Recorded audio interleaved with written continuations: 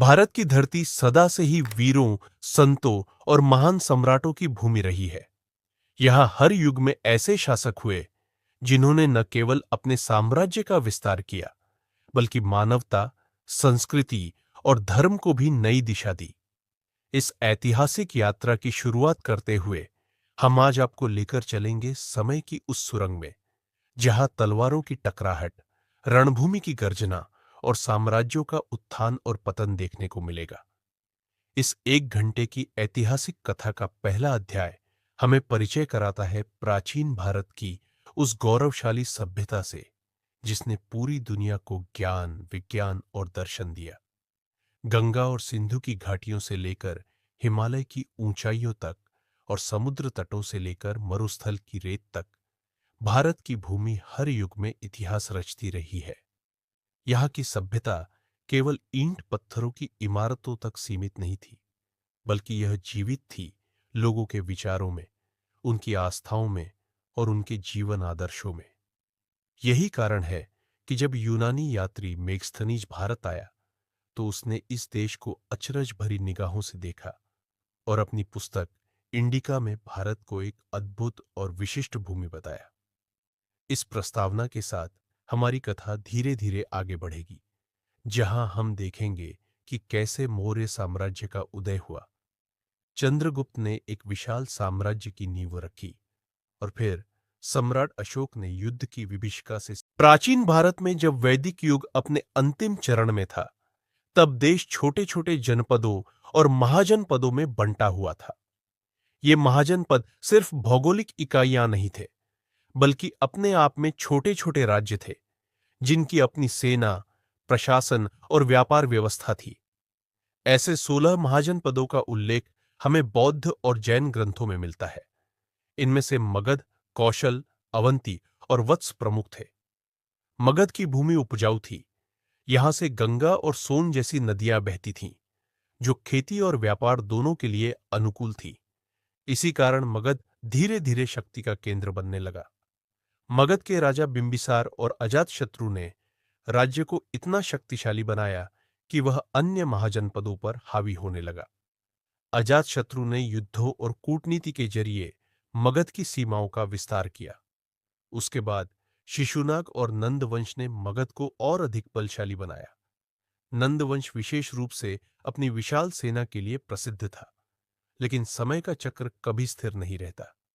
नंदों के बाद भारत की धरती पर एक नए साम्राज्य की नींव रखी गई, मौर्य साम्राज्य की। चंद्रगुप्त मौर्य, जो एक साधारण परिवार से आया था, अपने गुरु चाणक्य की बुद्धिमत्ता और रणनीति के बल पर इतिहास के मंच पर उभरा।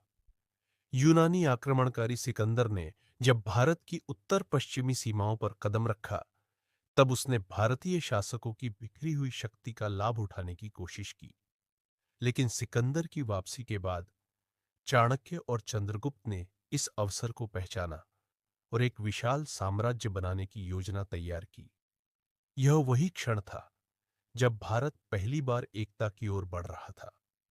चंद्रगुप्त ने नंद वंश को पराजित कर मौर्य साम्राज्य की स्थापना की।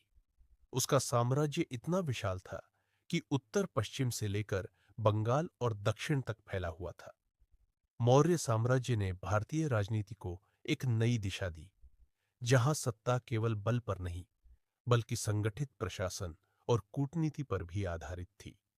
और यही व्यवस्था आगे चलकर सम्राट अशोक के काल में चरम पर पहुंची। नंदवंश की शक्ति उस समय इतनी प्रबल थी कि भारत के अधिकांश जनपद उनके अधीन थे। धन, सेना और किलेबंदी, हर दृष्टि से नंद अपराजेय माने जाते थे। लेकिन इतिहास ने दिखाया है कि कभी-कभी सत्ता की ताकत से भी अधिक प्रबल होती है बुद्धि और संकल्प की शक्ति। चाणक्य, जिसे हम कौटिल्य या विष्णुगुप्त के नाम से भी जानते हैं, तक्षशिला का महान आचार्य था।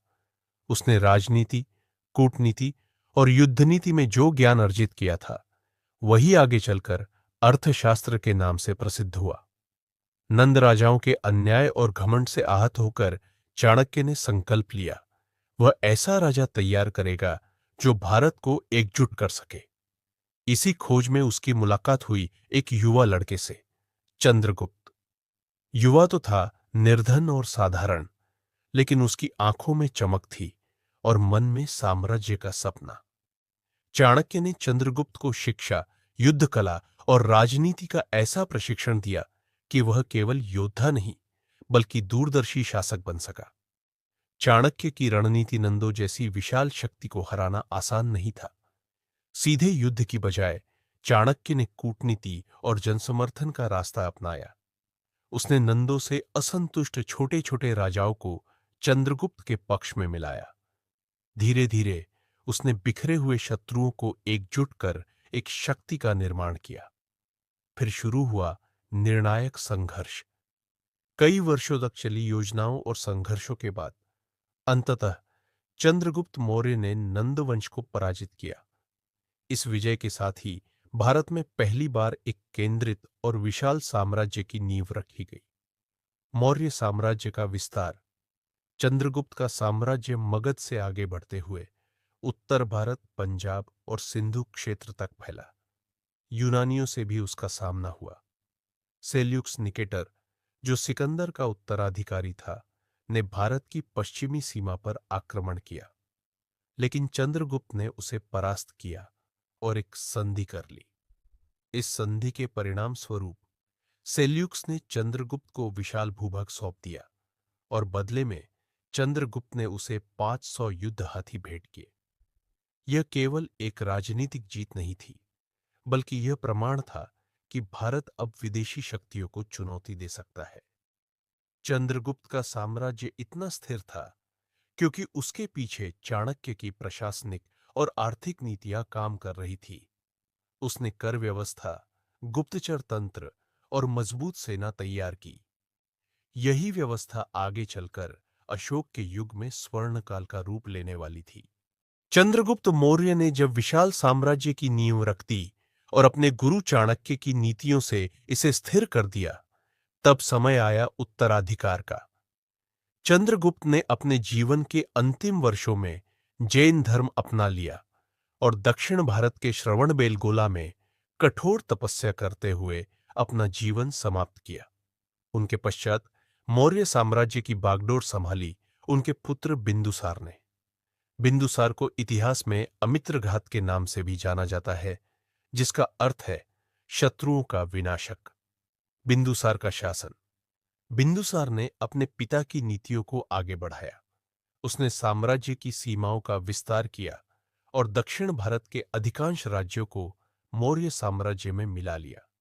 उसका शासनकाल अपेक्षाकृत शांतिपूर्ण रहा, लेकिन उसने साम्राज्य की जड़ों को इतना मजबूत कर दिया कि आगे चलकर उसका पुत्र अशोक इस साम्राज्य को और ऊंचाई तक ले जा सका। बिंदुसार का प्रशासन भी चाणक्य की नीतियों पर आधारित था, हालांकि चाणक्य इस समय तक सक्रिय नहीं रहे।